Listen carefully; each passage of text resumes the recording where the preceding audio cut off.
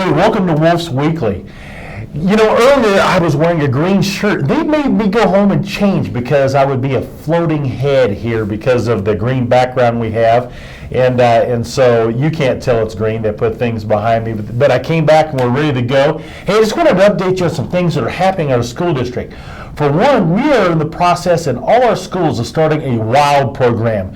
A WILD is the club or activities that gets kids outdoors and engaged in our environment. So we've got some hiking trips planned with Summit Elementary. We've got all kinds of weird, wonderful things I'm going to update you on a regular basis.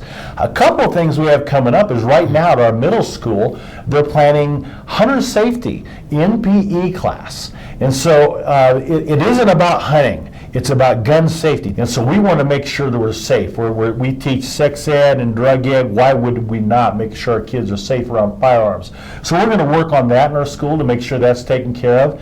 Another thing we're working on right now, and you'll hear more of later, is a clay target, a trap shooting team at the high school.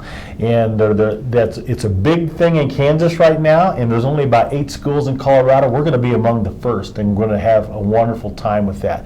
So that's just a couple of things coming up. You're going to hear more about WILD later. But speaking of WILD, we've got Greg Guyman with us. Greg is an amazing SRO officer for us. Been with us a couple of years. Do you enjoy it? I do. This is my second year as a school resource officer after 12 years in law enforcement. It's definitely the most rewarding position I've ever held. We love having you there, but more than that, he is a true WILD guy in the sense that he just got back from Peru, took a little trip to Peru, a little elevation in Peru too. Could you tell us a little bit about your adventure? Well, when I heard about the height of the Andes Mountains, I had to go see it for myself.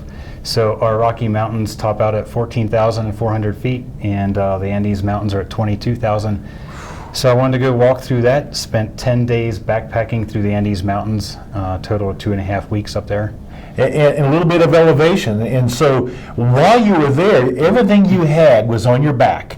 Everything you needed, and you couldn't just call for Amazon to bring you anything. You had everything you needed was on your back. And so you're up around 15,000 feet. And can you tell us a little bit about an adventure you had with a couple from Norway?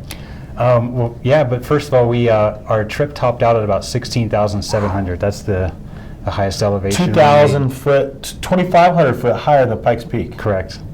Wow. So every day we did elevations of more than 15,000 feet for the entire week and a half stretch. On day 2, a couple from Norway, they're used to sea level elevations, and they weren't doing so well. So the girl, she developed altitude sickness. I've never seen it that severe. So we knew we needed to get her out of the mountains. We took 3 frame packs and we emptied them out and latched them together and made a stretcher. And we carried her a half a mile downhill until we carried her down the hill at 15,000. That was difficult. Yeah. It was very difficult until we came upon a guy with a horse, and we were able to put her on the horse to get down to a town with a hospital. Well, that's amazing. You know, truly, when you get that high and you're that sick, you may die. And so you guys probably saved this lady's life. So that's really neat. What an adventure. If you get a chance, you can see the Andes behind us. As it turns out, we're not really there. It's a green screen. That wasn't in our budget. We thought we might go, but we aren't. So if you get a chance to visit with Greg, ask him about his trip. There's some great stories there, and I really appreciate not only his stories, but the work he does with our kids as an SRO at Woodland Park High School. Greg, thank you, and thank you for tuning in to Woolf Weekly. We'll catch you next week.